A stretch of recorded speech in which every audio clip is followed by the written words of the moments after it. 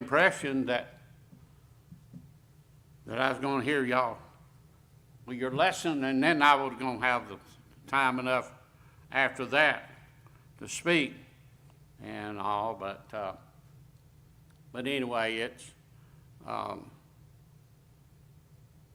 privilege, and I thank you very much for giving me this opportunity to come and speak to you tonight and encourage us all, because as Brother Freddie said, the nation, our nation, and you know what's going on. You know what's happening. You know what's taking place. And it's hurting me. It's bothering me very much. And I know the Bible teaches us, and Paul tells us that we are to pray for our leaders. Pray for them that they will have the wisdom to do what is right. And along that, we as Christian people, we as children of God, we have got a duty, we have got a responsibility that the Lord has called us to do when He saved us by His marvelous grace. And how wonderful it is, how marvelous it is. And if I was to ask you, come to you and ask you, would you give up your salvation? And nobody would do that. It means that much to you. It means that much to each one of us, because it's the greatest thing that we could have. It's the greatest thing that mankind has been given. And it's wonderful to know that Jesus Christ would leave the portals of heaven and come to this low ground of sin and sorrow to die for our sins, to go through the punishment, to go through the trouble, to go through the agony, so that He could save somebody like me.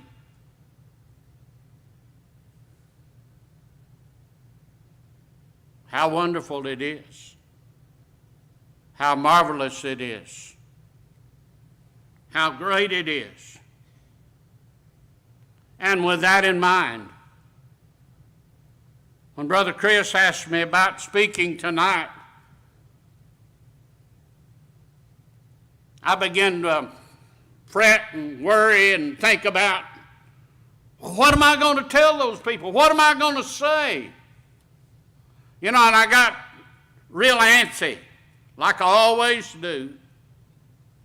And I said, Lord, you know, I don't know what to say. I don't know what to tell these people.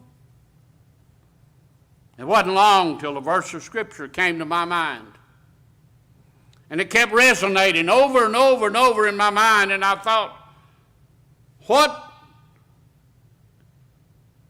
is that verse? What is that? How do I tell those people that all of you are children of God? But it kept on and kept on. And then I began to look at it and begin to unfold the things that revolved around what the Bible was telling us in this verse. And it comes from Isaiah chapter 6.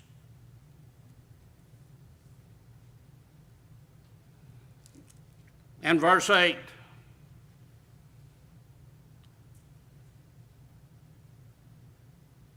And it says, and I heard the voice of the Lord saying, whom shall I send? And who will go for us?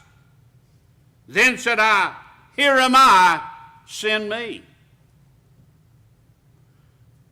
Now, why was God asking for somebody to do something here at this particular time? What was going on? But if you look in the scriptures, if you go and begin to study and begin to read, you'll find out what was happening at that particular time. What was going on? And the things that was taking place at that particular time, that we see some similarities of what's going on in our nation right now. You look back up in chapter 5 and you'll see what Isaiah tells us of what was taking, some of the things that was happening, some of the things that was going on in the land of Judah. The nation that God had pulled out from the world to be his representative, and he wanted to have them to be able to carry the gospel to the whole world. He was trying to get them to continue to follow him. But notice what Isaiah said in chapter 5 and verse 20 through 23. He said, "Woe unto them that call evil good and good evil, that put darkness for light and light for darkness, that put bitterness for sweet and sweet for bitterness. Woe unto them that are wise in their own eyes and prudent in their own sight. Woe unto them that are mighty to drink wine and men of strength to mingle strong drink, which justify the wicked for reward and take away the righteous of the righteous from him." Does that send a message to us? Does that resonate in our mind to think about what's taking place in our own country? Do we not understand what Isaiah is saying here?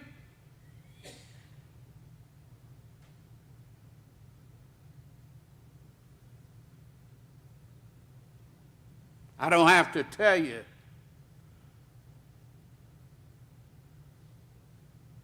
that we're all time being told people that are fraudulent, people that are lying, that people are caught in doing those things.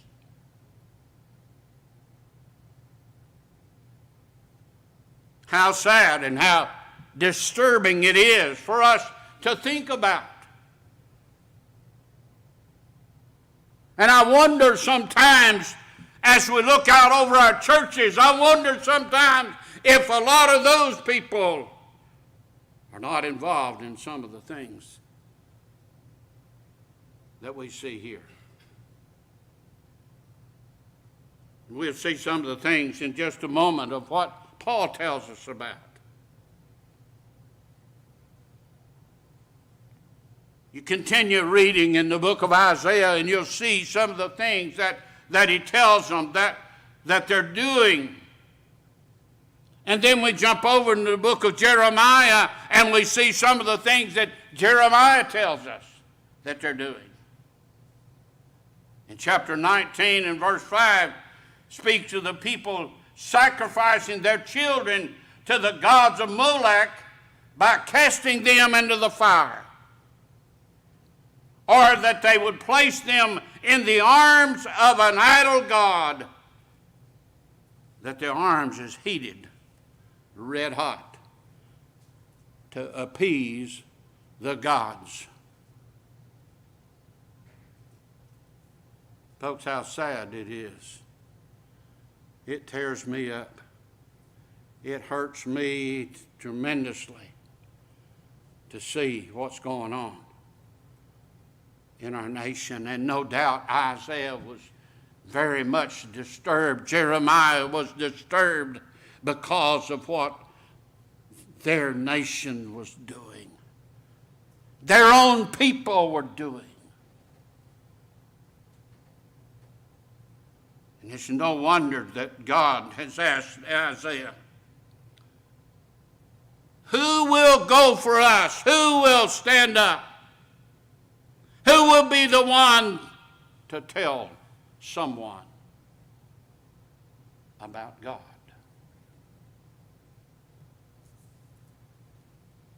Then in chapter 9 of Jeremiah, he tells us, he said, they bend their tongue like the bow of lies. They are not valid for the truth, or to be strong for the truth upon the earth. For they proceed from evil to evil, and they know not me, saith the Lord.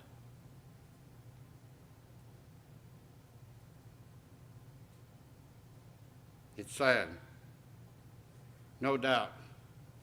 Of course, we know Jeremiah is the weeping prophet.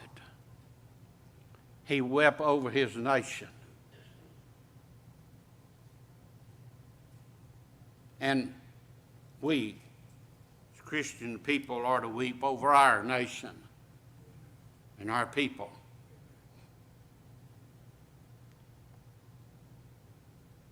Because we are God's representative. We are God's children. God has asked us to stand up. Go for Him.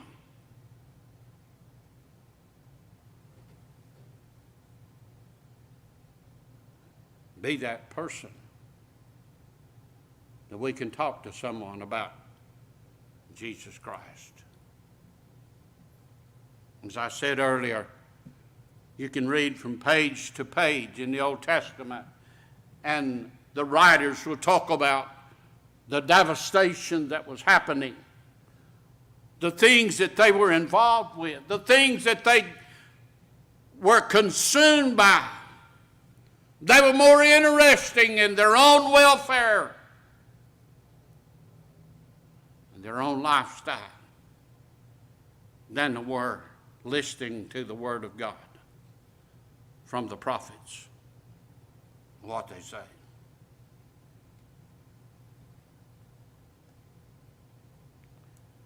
So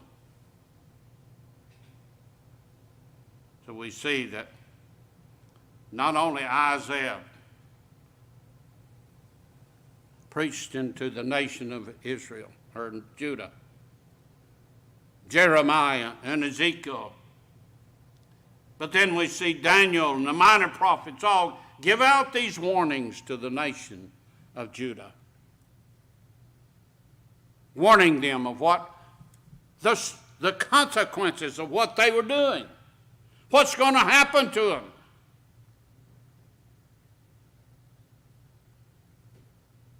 And of course, we know by what the Bible tells us that it wasn't long until the Babylonians come in and gathers those nation of Judah and carried them to Babylonian captivity for 70 years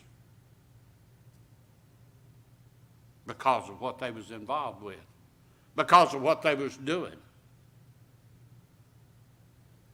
because of their activities. They were more interested in their own selves. They was more interested in pleasing themselves than they were pleasing what God wanted them to do. And Isaiah was told,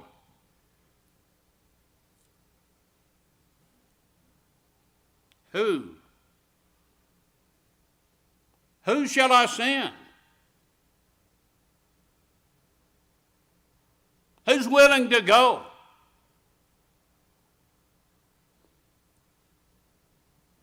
Isaiah stuck up his head and said, here am I. I'm ready. I'm ready to go.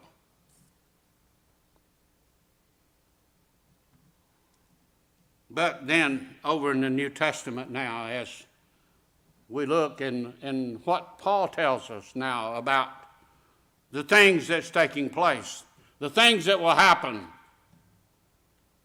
Paul told young Timothy in 2 Timothy chapter 3, that the things that will happen in the last days. The last days can refer to the time when Christ was here until he comes back. He covers that span. Of course, Revelations, talking to the 7 churches at Asia, describes some things that will take place in churches. But Paul tells us there in chapter 3, verse 1, some of the difficulties and some of the things that will happen. He said that there will be a perilous times.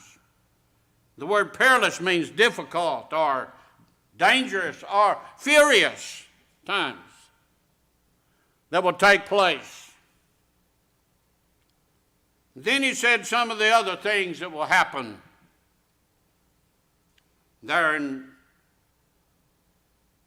paraphrasing some of the things he said, they will be lovers of themselves. They will love money. They will be boastful. They will be proud. They will be abusive. They will be disobedient to parents.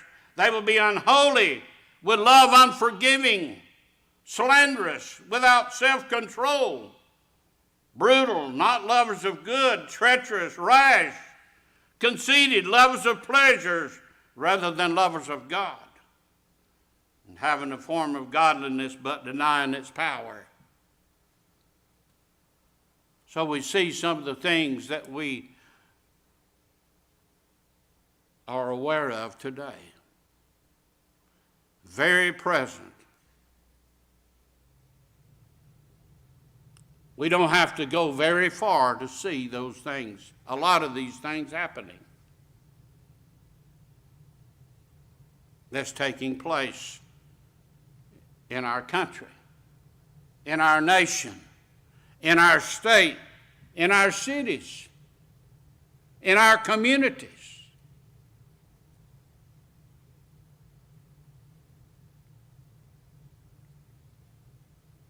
I remember growing up, how wonderful it was.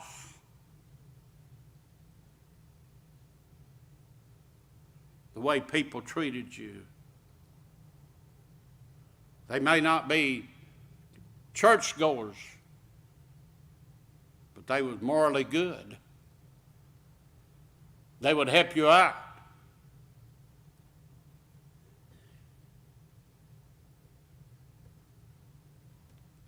But then, as we see in the last 25 years,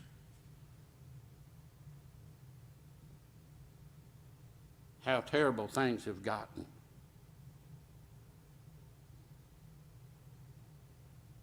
Just overnight, it seems like, it got that bad. But then we hear that same sound. Even today, we still hear the word that Jesus says, will you go?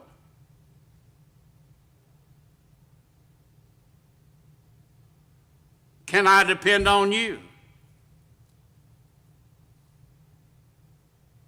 Can I get you to stand up?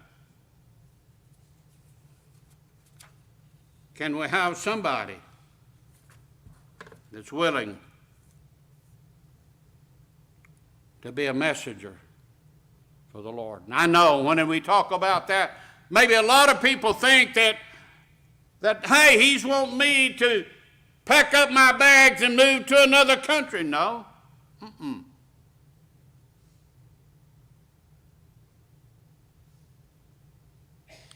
The idea is the fact that if the Lord speaks to you to talk to somebody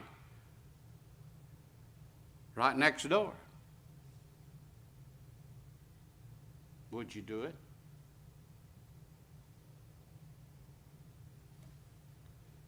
An incident happened to me one time. The company that I was working for moved us to Missouri. We was living in Missouri at the time, and the house we was living in was not too far from my work, and I walked and worked home one day for lunch. My wife, she was out taking care of someone, and she wasn't at home, and the neighbor next door to us, he had long hair, looked real rough, and the neighbor down past them was friendly with my wife and I. Matter of fact, she would go down and help them out and do things for them. And so the lady told my wife, said, Minnie said, there's a guy that moved in next door to you, said, stay away from him. He said, he's not good. Don't be associated with him.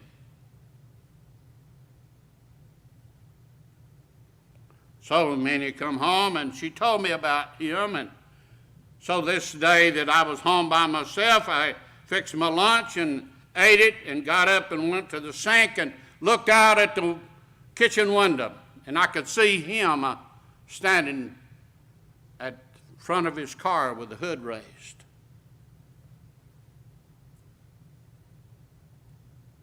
And the Lord said, go talk to him. I said, whoa, wait a minute. Lord, do you know what kind of man that is? I said, I don't want to go. So I continued to put up my dishes and everything, and the Lord said, go talk to him. Go talk to him. So I said, okay, Lord, if you want me to, but, I want you to know it. I'm kind of bothered. I'm scared to death of him. But I said, I'll go and talk to him. So I went out the door and walked over there to him, and I told him, I said, the Lord told me to come here and talk to you. And so he was jolly, he listened, and he was so gentle to me. So you see, you never know.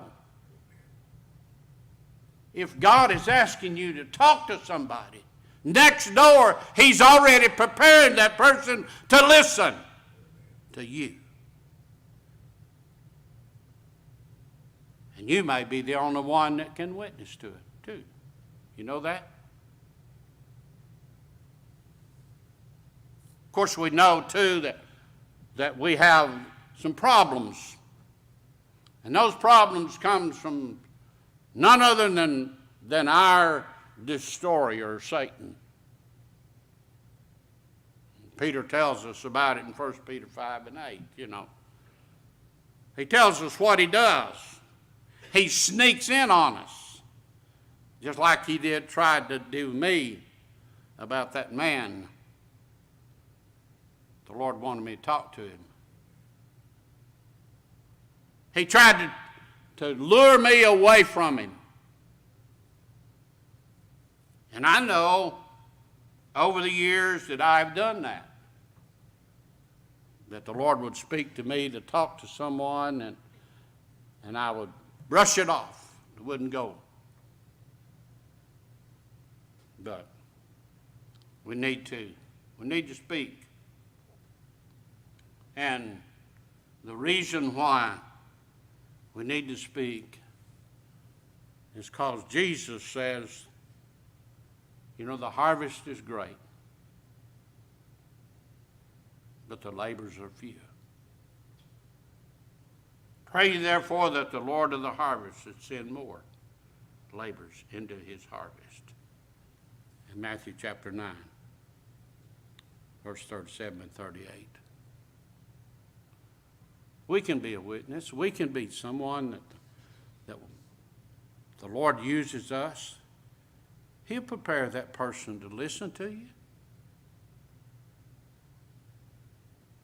But I know we get fear. We have fears of those things. But you remember in Acts chapter 8, we see that the Lord told Philip to go to the Ethiopian.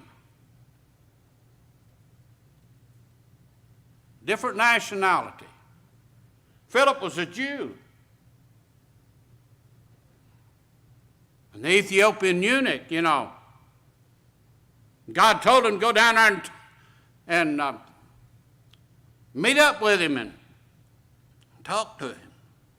So when he got down there, the man was reading, you remember what he was reading? The book of Isaiah. So he jumped up in the church and he said, "What you reading there, Mr. Eunuch?"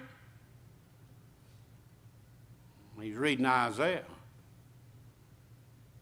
He said, "But I don't understand who he's talking about. Would you open it up to, would you explain to me what it's all about?"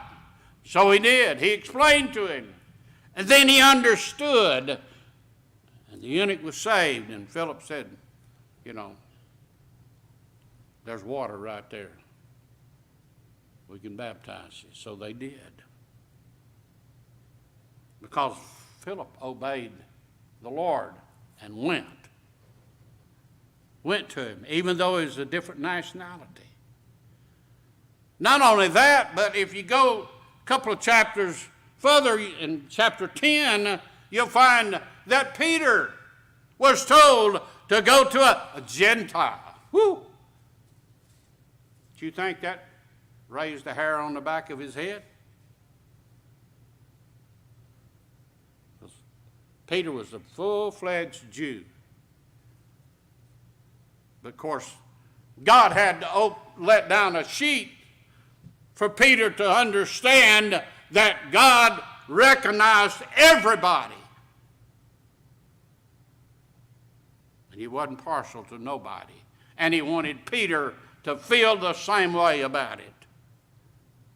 So Peter went to the house of Cornelius and had a big revival meeting because a bunch of people were saved when he got there. Because Peter was willing to go.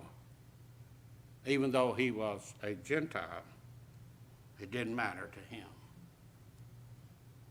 We need to share the gospel around no matter where we're at. If God asks us to go,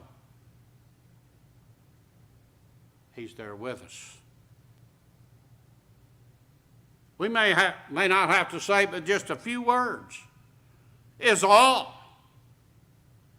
But at least we follow and do what the Lord said for us to do. To be obedient. To follow Him. Listen to Him. But on the negative note, a lot of us is like Jonah. When God asked Jonah to go to the Gentile city, Jonah run the other way. He didn't want to go. He didn't want to go to them Gentiles. He hated those Gentiles. And he tried everything he could to get away from it. And God kept saying, "Jonah, you go. Jonah, you go. Go, Jonah, go." He went so far as jumping out of the boat to kill himself. God wasn't through with him yet. He wanted him to go to Nineveh. He finally decided to go, and boy, he hated every minute of it.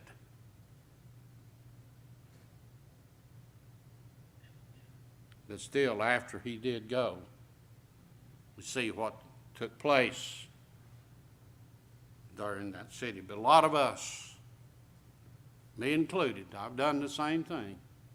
I've run from it, not wanting to go. But we know what the simple truth is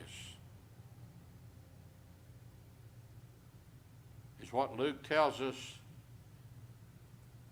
And Jesus came to seek and to save that which was lost. Just a simple statement. And the reason being, and we all know what that is, Paul said, for all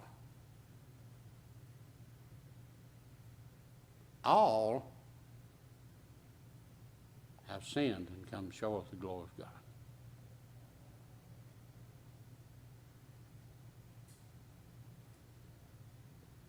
So it behooves us. The Lord asks us to go or to speak, for us to go, for us to talk, because that person may be the only, you might be the only person that they'll listen to.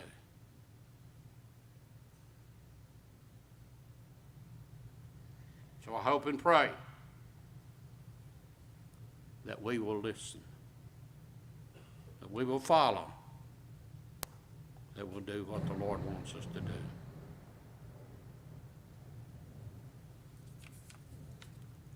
I hope and pray